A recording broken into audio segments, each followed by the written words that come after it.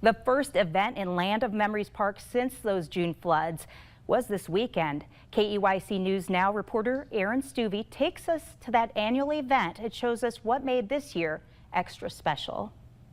It was started with a prayer with that goal of, in the spirit of reconciliation, helping one another to understand.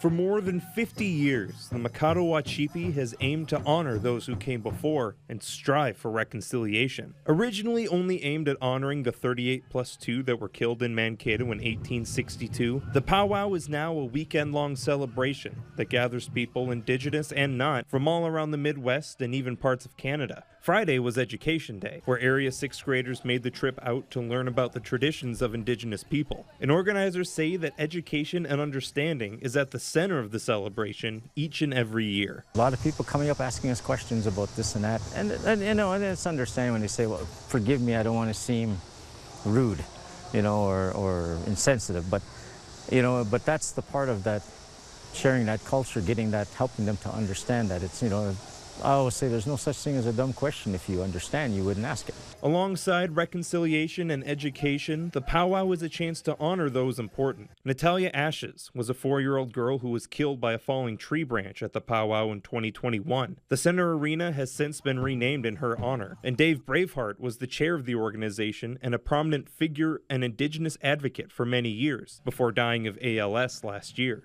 Both had memorials dedicated to them on Saturday and Sunday, respectively. And local leaders say that the opportunity to honor those important is another strength of the annual tradition. If we didn't have this powwow, we couldn't honor those people in the traditional fashion that we are able to honor them today.